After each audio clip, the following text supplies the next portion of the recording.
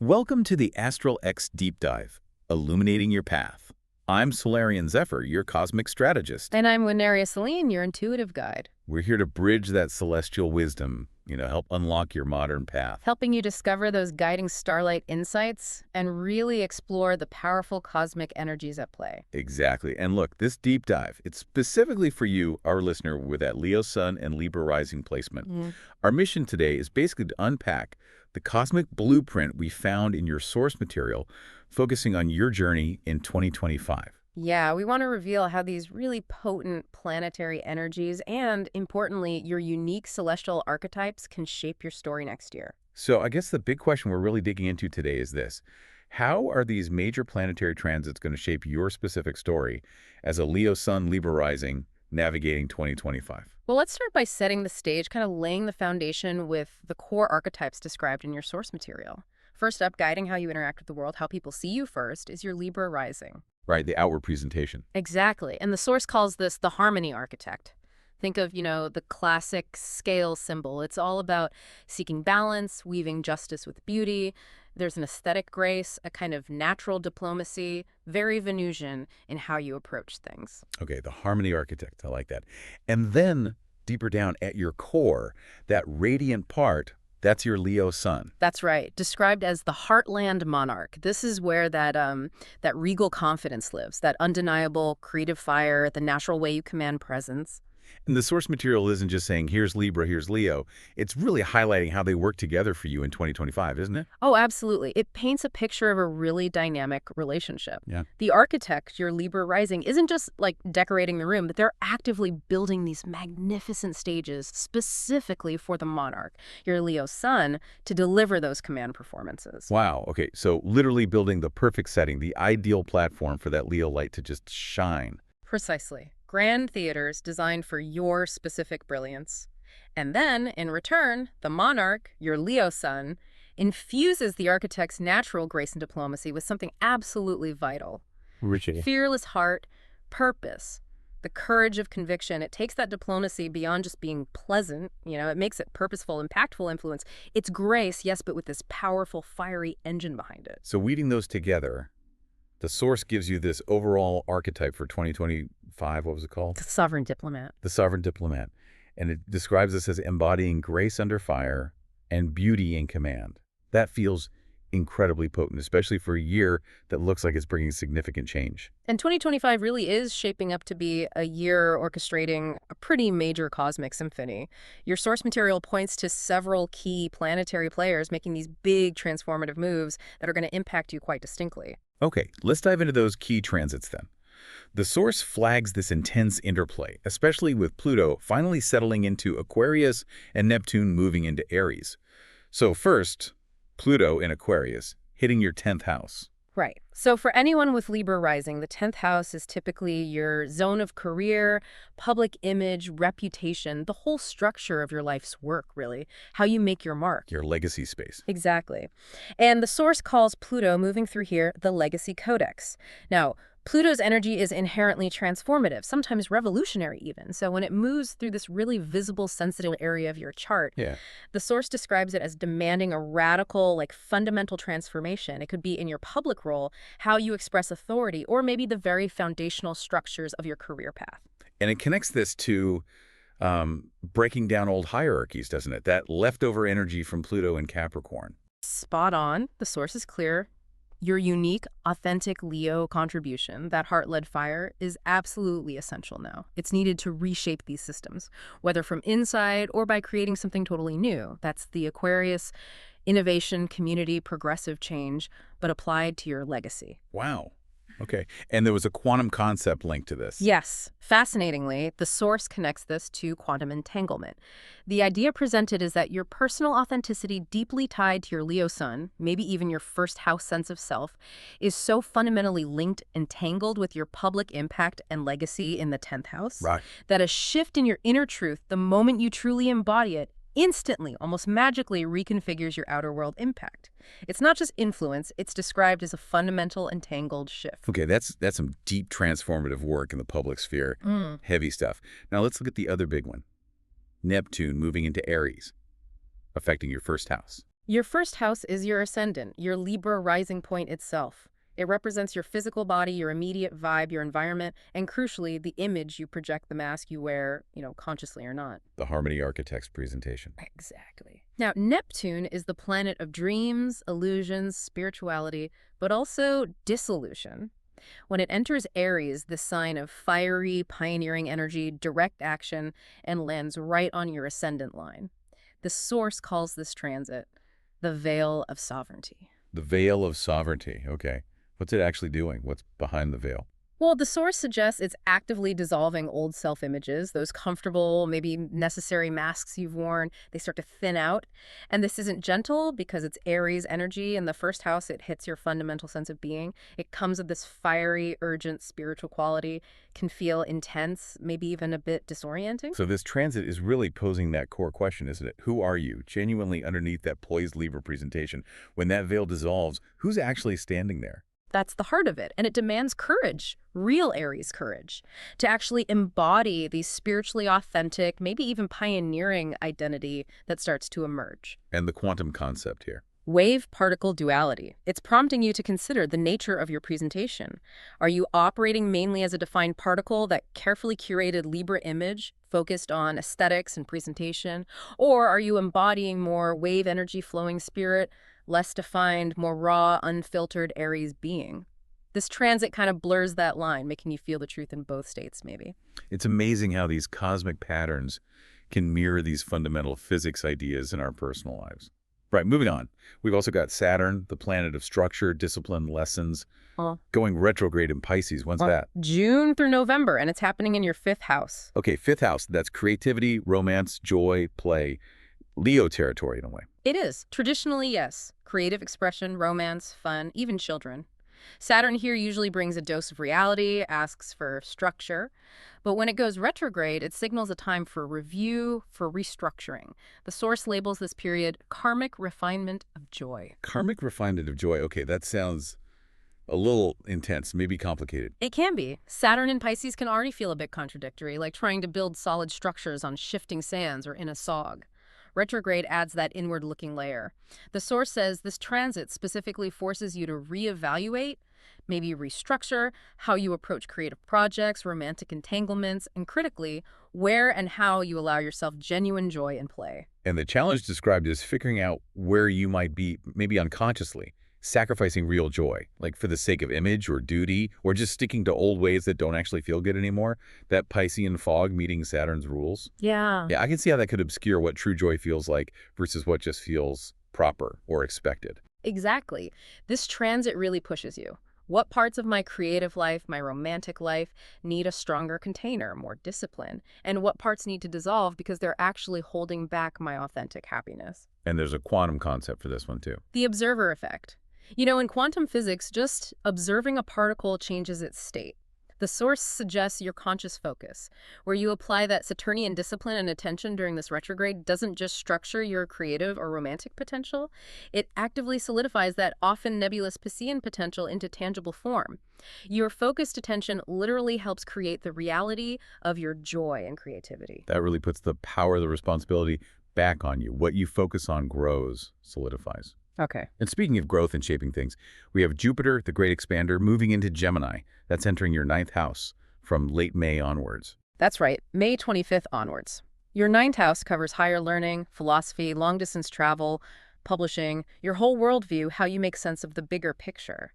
Jupiter here wants to expand all of that. And in Gemini, the sign of communication, information, curiosity, the source describes this as the resonant philosophy. The resonant philosophy. Does that mean your ideas start clicking with people, finding their audience? Precisely. Jupiter in Gemini in your 9th house expands your mind, sure, your learning capacity, but maybe most powerfully, your ability to communicate and share what you know.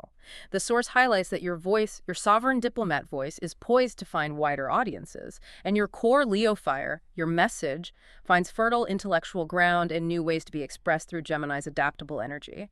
It's about broadcasting your integrated truth effectively. And the quantum link here. Yeah. Feels like it would be about amplification. You got it. Jupiter is presented as a probability amplifier.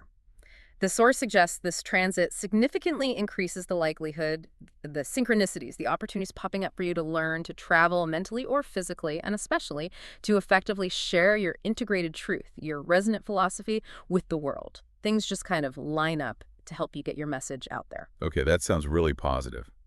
Now, amidst all these bigger shifts, there's a shorter but maybe more intense burst. Mars in Leo. Oh, yes. Short but potent. Mars, planet of action, energy, assertion, will be in Leo, your sun sign, from July 20th to September 4th. The source gives this one a very fitting label: fiery sovereignty. Ah, you're definitely going to feel that one. Mars loves being a fire sign and in your sign. Probably lighting up that first house again, too. It's got to be a surge. The source describes it exactly like that. Intense heat, a powerful, almost undeniable demand for courageous self-expression. This is likely not the time for super subtle diplomacy unless it's backed by some serious, clear intention. So what's the advice? Channel it. Definitely. The source suggests deliberately channeling this energy. Pour it into bold, creative acts, assert yourself with real confidence, or use it to set those clear, powerful, regal boundaries that maybe Saturn's been asking you to look at earlier in the year. It's about letting that authentic roar be heard, constructively. Okay, so we've got these major cosmic movements. Yeah. Now, the source material then brings it right down into the body, doesn't it? It talks about somatic astrology, how these energies actually land within us physically. Yes, it suggests these shifts aren't just abstract ideas, they manifest physically. It connects specific body areas to your core placements. For your Libra rising, ruled by Venus, the source points to the kidneys, think balance, filtration, the lower back carrying burdens, needing support, the skin, your literal boundary with the world, and even your facial muscles, how you present that diplomatic face. And it mentions how stress related to Libra tendencies like maybe overgiving, people-pleasing, difficulty with decisions might actually show up physically. Exactly, as things like lower back tension, maybe skin sensitivity or flare-ups, or that feeling of kind of holding a forced smile, maintaining the diplomatic mask physically. The source suggests simple things like gentle kidney rubs, consciously relaxing your jaw and face, or just noticing if you're physically carrying weight in your lower back. And for the Leo sun, Yeah. heart-centered, right? Right. Connected to the heart itself, the upper back, and the spine, your central axis of power and confidence. The source links feelings like pride, joy, or the flip side, blocked creativity, feeling unseen, Yeah. to physical sensations. Maybe warmth or expansion around the heart, or perhaps stiffness and tension between the shoulder blades or along the spine. It even suggests simply standing tall, embodying that regal posture as a way to consciously work with this Leo energy. And does it connect specific transits to physical feelings? It does. It suggests, for instance, that the pressure or upheaval from Pluto in the 10th concerning your career and public role might actually feel like a physical weight on your shoulders. Or maybe tightness in the jaw, like you're holding back that roar we mentioned. Okay, so physical release, like shaking out shoulders, releasing the jaw. Makes sense. Yeah, simple physical responses. And for the potentially disorienting identity shifts from Neptune in the first, dissolving that old self, it might manifest as feeling a bit lightheaded, maybe fuzzy or even tingling skin. The source interprets this as your energy field literally expanding or changing form. So what helps with that?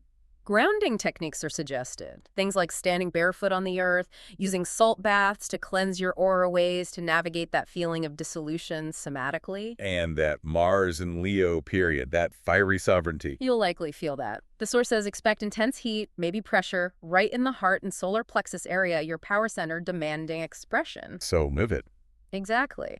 Dramatic embodied movement is suggested. Dancing, shaking it out, powerful postures, anything to physically liberate that surge of energy. Okay, so from the physical body, the source then offers inspiration through historical examples. Women who apparently balance this Leo fire and Libra grace. Yes, it's like seeing the sovereign diplomat archetype in action through history. It profiles 3 women described as embodying this balance. Who are they? First, Julie Andrews, described as the absolute epitome of poise radiance. Her Libra rising gave her that exquisite elegance, the discipline, the charm we all know. Right. Mary Poppins, Sound of Music. Exactly. While her Leo sun fueled that iconic, commanding stage presence and underneath it all an utterly indomitable spirit, her legacy, as the source analyzes it, is about transforming that discipline and grace into a timeless, universally loved kind of sovereignty. A perfect example of the architect building the stage for the monarch's enduring performance, like you said earlier. Beautifully put. Then there's Michelle Obama, presented as a more modern embodiment of this regal diplomacy. Okay, I can see that. Her Libra rising projects that effortless grace, style, relational smarts, even under intense global scrutiny. While her Leo sun fuels her powerful advocacy, her magnetic presence, her ability to really command attention and inspire people. Her legacy, as described in the source, is about commanding that global stage with impeccable balance, a fierce commitment to justice, and that profound relational intelligence. She really does embody commanding presence while keeping balance and justice central, doesn't she? She really does. And finally, Edith Piaf, famously known as the Little Sparrow, but the source highlights she had the heart of a lion. Ah, PF. Interesting contrast. Right. Her Libra rising likely contributed to her captivating stage presence, that emotional nuance, her deep connection with her audience. But her Leo sun, that fueled her passionate, raw, courageous performances, her utterly defiant spirit, especially facing hardship. Her legacy, as the source interprets it, is about channeling profound vulnerability and immense strength through this exquisitely balanced artistry, taking that deep Leo heart and refining it through Libra's aesthetic sense. Wow. 3 very different women. But you can see that interplay. These examples really bring the potential of the sovereign diplomat energy to life. They do, but the source doesn't just leave you with concepts and examples. It offers practical ways to actively engage with these energies yourself. Right, the interactive elements. Tools to work with a blueprint. It mentions pause and reflect, journaling prompts. Yes. And the purpose described for these prompts is really introspective. They're designed to guide you to reflect on potential imbalances, maybe between your Leo need for expression and visibility and your Libra tendency towards harmony or pleasing others. Okay. They encourage dismantling what the source calls golden cages, those situations or roles that look great on the outside but feel restrictive or fake on the inside. And they prompt you to actively reclaim forms of joy that might have been sacrificed for image or duty, tying directly back to those Saturn retrograde themes we discussed. And there was also a ritual, crowning the balance, suggested for the autumn equinox. That's right. A powerful suggested practice timed for the equinox, which naturally resonates with Libra's balance point. The source outlines specific materials, things like candles, gold for Leo, pink or green for Libra, maybe actual scales, a golden object representing your core truth, a rose for grace. So it's quite detailed. It is. It provides a step-by-step process involving setting intentions, using the scales symbolically to integrate your inner truth with your outer grace or relationships, and includes a visualization. There's even an affirmation provided. My truth enhances my grace magnifies my truth. It's all about consciously bringing these two powerful forces into equilibrium. And finally, there was a daily practice, the golden mirror. Yes, an embodiment exercise. This one's practical, physical, something you can do regularly. The source suggests standing tall, embodying a regal yet balanced posture, maybe one hand over your heart for Leo, the other palm extended gently outward for Libra. And you combine this posture with breathwork and visualization. Inhaling, you visualize rose gold light for Libra grace. Holding the breath, you feel golden light for Leo sovereignty, consolidating powerfully in your heart. Then exhaling, you radiate that integrated golden light outwards. It's described as a way to kind of bypass the mental chatter and physically anchor that sovereign diplomat energy within you each day. Okay, so all these pieces, the big transits shaking things up, the archetypes, the tools for integration, they lead to this really compelling concept presented in the source. That your choices in 2025, how you navigate all this, can lead to different potential outcomes, different sort of timelines. Exactly. The source frames the year as a moment of profound choice, laying out 3 possibilities based on how you respond to these cosmic pressures and opportunities. The first one is called the Gilded Cage. The Gilded Cage. Okay, what does that look like? This timeline is described as the path you might take if you end up prioritizing external validation, looking good, or keeping others comfortable over your own authentic truth. It means suppressing that Leo roar to maintain a perfect-seeming facade. Staying stuck. Right. Staying in public roles or relationships that look shiny but feel empty inside. Basically missing the transformative call of Pluto in the 10th, ignoring the call for authentic embodiment from Neptune in the 1st. Creativity gets stifled, joy becomes secondary to just presentation. And the outcome of that path. According to the source, it leads to deep resentment, a real loss of authentic identity, chronic fatigue from the sheer effort of keeping up appearances and feeling like a beautiful but lifeless ornament. In this scenario, the diplomat is essentially enslaved by external expectations and the monarch is kicked off their own heart throne. The imagery used is stark. a stunning palace where the queen is a ghost. All show, no inner substance. Oof.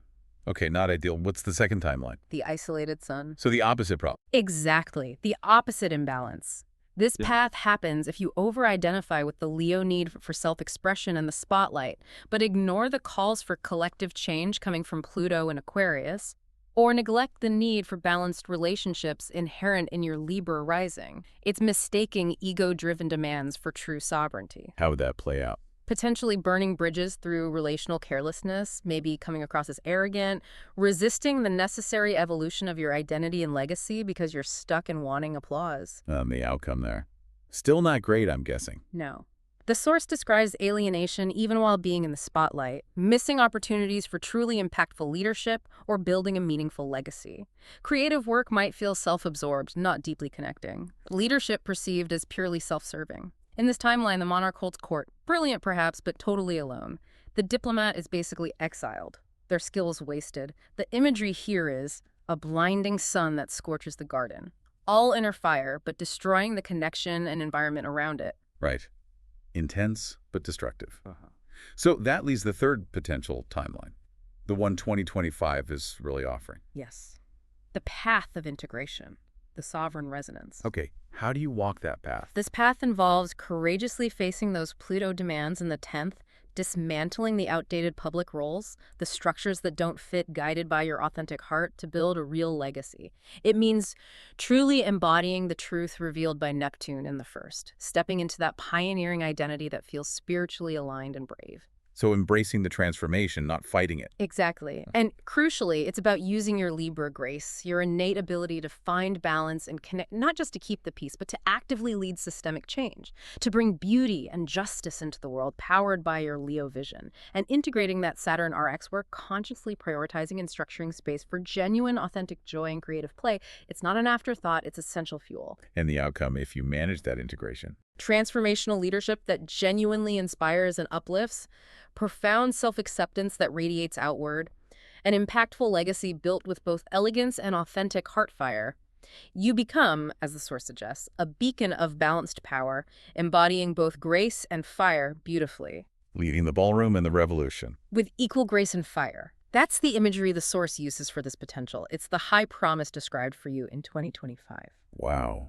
Okay, so as we kind of wrap up our journey through this blueprint, the source leaves us with a final core message, right? Like a concluding decree. It does. An oracle's golden decree, it feels like. Part summary, part powerful charge. It really emphasizes that 2025 is your sacred renaissance. It's not about choosing between the elegance of Libra's ballroom or the power of Leo's throne room. No, you're the architect designing the very spaces where justice, beauty, and courageous heart can reign supreme together.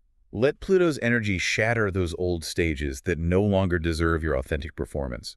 Let Neptune dissolve the masks hiding your true light, revealing that luminous, courageous spirit underneath. With Saturn retrograde refining your connection to joy, consciously, actively reclaim play, creativity, genuine pleasure.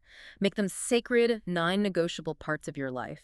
And with Jupiter expanding your mind and reach, let your philosophy be as radiant as your presence. Share your unique truth far and wide.